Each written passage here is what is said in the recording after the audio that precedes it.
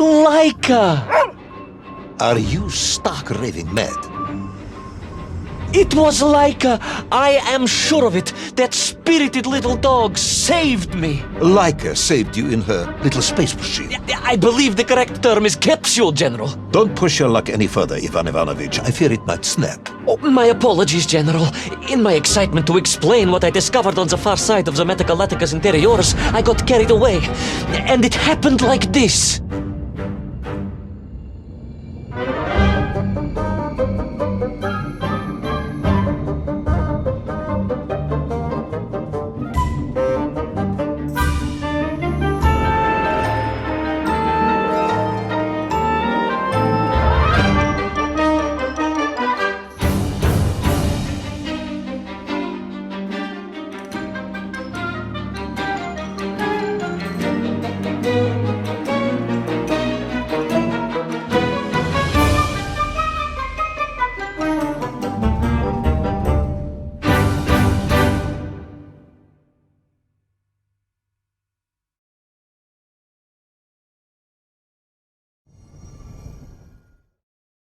A rocky moon. It's the center of the Earth. The source of all creation, General.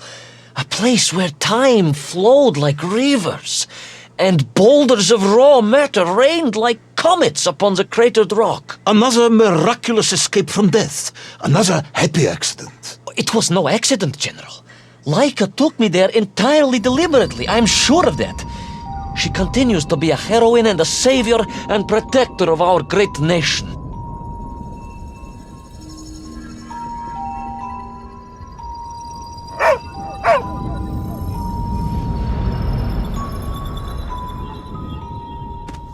Laika died in orbit. No, General, she did not. She is very much alive and happy, and currently living several miles below our feet. Laika is dead, Ivan. She most certainly is not, General. This is the real world, Tovarish. A world where you did not go to the center of the Earth, and Laika died in orbit. In my world, General, Laika is still alive. A better world, some may argue. Very well. I will live in your world for a while longer, but time is running out. Ah, yes, time, General. I was just coming to that. There in the distance it stood, enveloped in a mighty time storm. The world clock, General. The beating heart of all history. The axis mundi, the pillar of the world. Not enough to conquer Russia by drilling back to the surface with his magical mind-controlling atomic radio set then. No, General. You see, what if he could fuse Little Orpheus directly with the world clock? Then his message would radiate with every tick and every talk. He would not simply be the Tsar. He would be the Tsar of all time, the eternal tyrant, the literal incarnation of everything our glorious revolution stood to overthrow.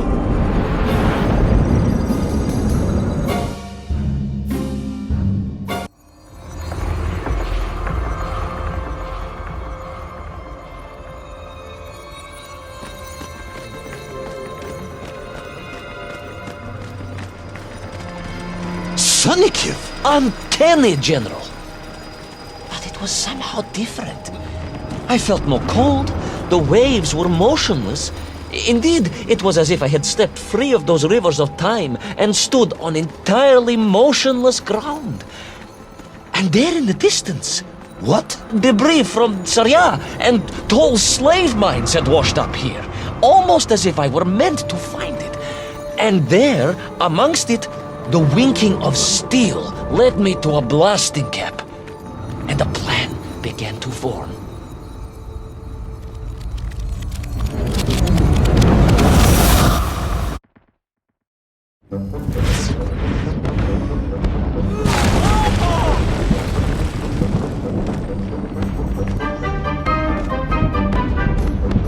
The terrain was ferocious. Explosive eruptions of fire and heat. Thunderous emissions and lethal gases. Much like your cousin Pavel, perhaps, as a result of consuming all of those stolen eggs. Aha! General, you have been listening after all!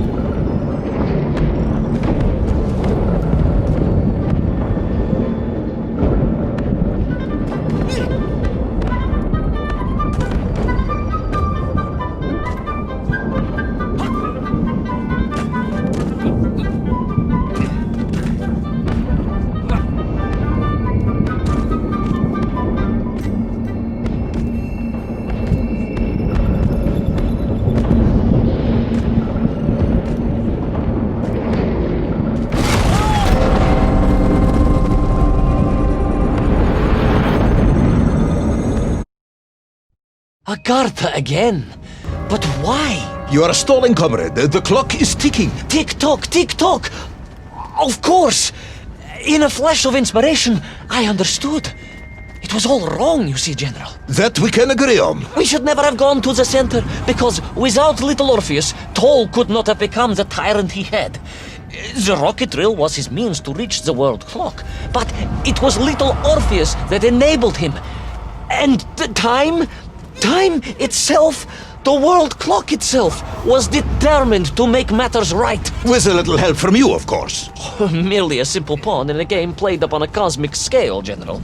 But a pawn who understood that he was being given a second chance to grab a chunk of the explosive resin that wondrous city was built upon.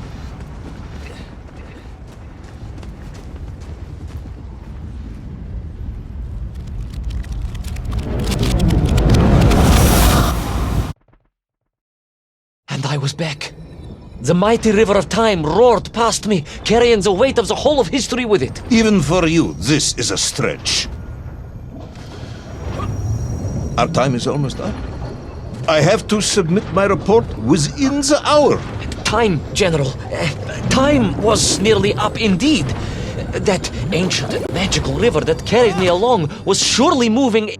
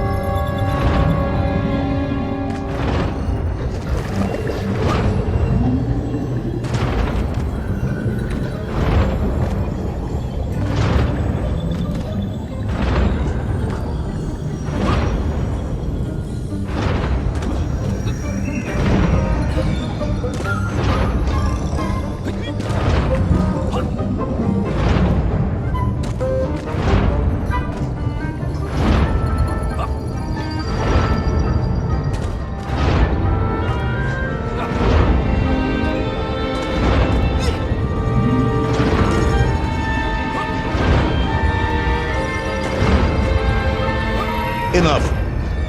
No more Pribalo. No more stories. No more lost worlds and space dogs. I'm full of it. It is nearly midnight, and you have not given me the adequate explanation for the whereabouts of Little Orpheus and the atomic bomb.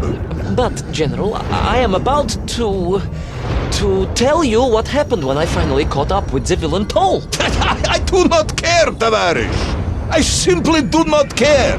You have worn me down, and it is time to call a halt to this. I bear you no malice, comrade. In many ways, I admire you, but time is running out. Yes, General, yes. Time. Because it was time itself that suddenly appeared to be on my side.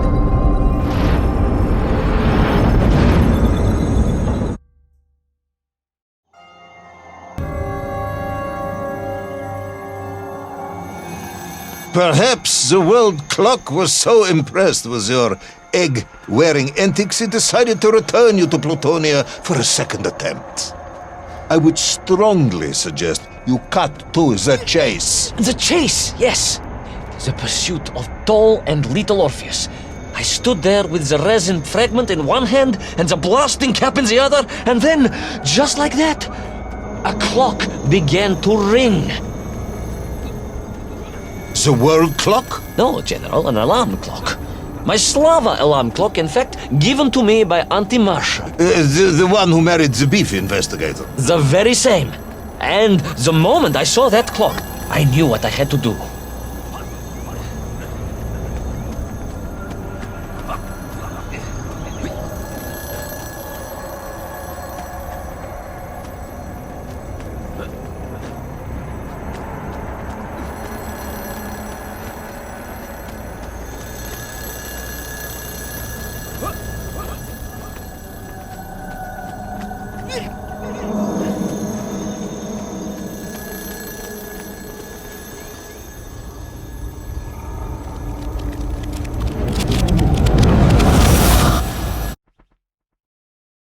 Yes, I'm waiting. A bomb, General. A bomb to destroy a bomb.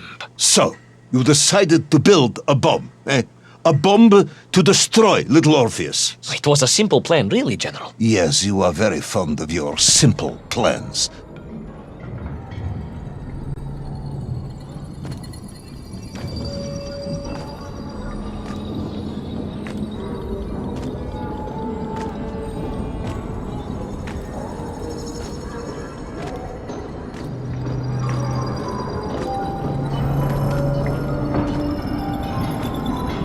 It was the last time I was to see those poor enslaved men on my journey. As they scurried in agitation around the base of the rocket drill, now a dreadful weapon of war in the hands of a madman, I was reminded of my mother. Your mother looked like a nymph? That is extremely disrespectful, comrade. No, I meant I was raised by my mother from an early age, of course. My childhood memories of my father were all too brief. You are rambling, Comrade Privalov. Time is running out. Dieni Rezinovi. Time will run out for us all, General, will it not? And it ran out for my father on the shores of Volga. Your father fought at Stalingrad? He did, General. So did I. Well, so you see, General. Perhaps we are just the same, you and I. Perhaps we are all just Menkf in the end.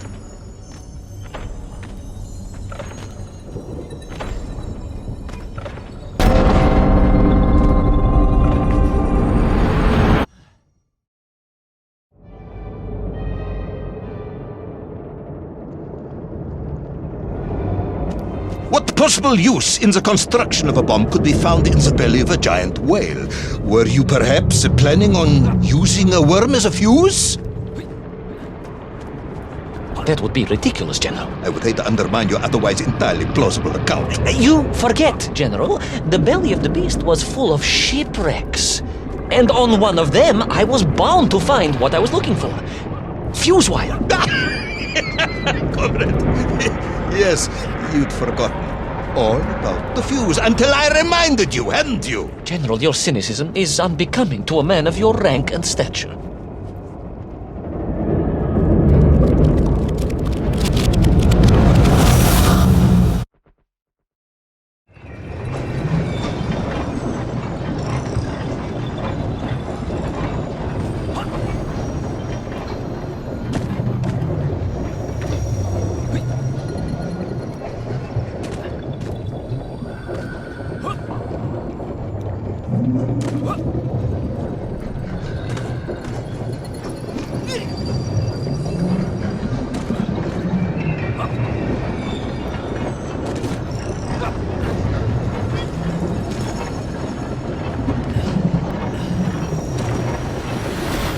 The clock was now ticking, General. Literally. I was surrounded by time, immersed in it, floating along a river of it on a raft made of history, seeking the next moment of opportunity to hurtle backwards amongst those lost worlds. I am a patient man, Tavarish. I lost 3 toes in the winter outside Charkovskaya in 42. A drunken dentist removed 2 frostbitten toes and 1 perfectly healthy one. You may therefore consider me a man blessed with an uncommon level of endurance for discomfort. I hate visiting the dentist. My uncle Vanya was a dentist, and he was a deeply strange man, notwithstanding the love he felt for his pigs. Is what? He was a pig dentist, General. He always claimed that the human mouth presented an insufficient challenge. Let me challenge you, comrade. You will tell me what happened to Little Orpheus. My patience is exhausted. I am done. But we are nearly there, General. The world clock was shortly to strike again and transport me... Well, who could guess where?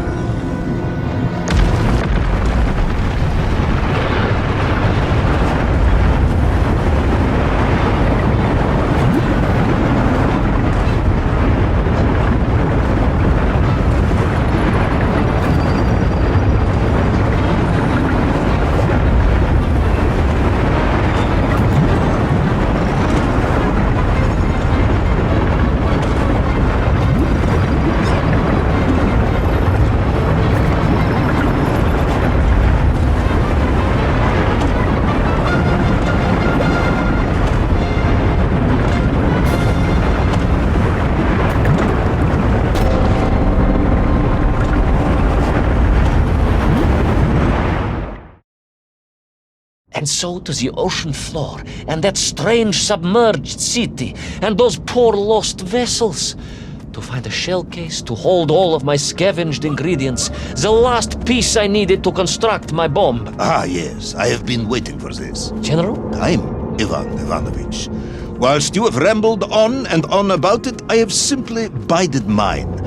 I am a patient man, as I have said. Yes, I don't feel I paid enough attention to the story about your toes. Do you have specially made shoes? Enough!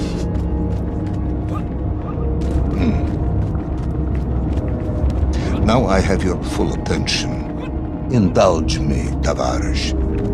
Explain to me how you made this bomb. General? Your bomb, Comrade, that you so brilliantly constructed to destroy Little Orpheus. Tell me how you made it.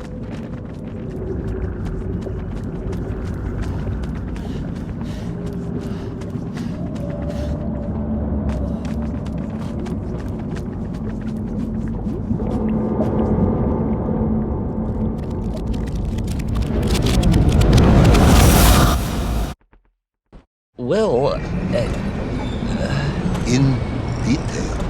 The type of detail that should present no problem to a man who is actually capable of building a bomb, which I suspect would be an entirely different man to one who cheated on his entrance exams for the cosmonaut program.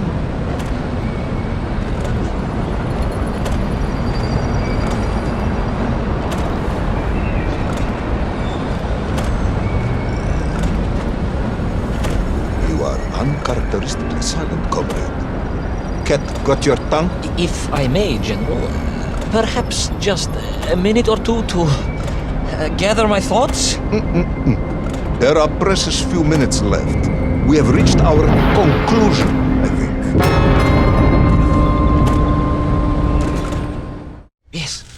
Yes, we have, General.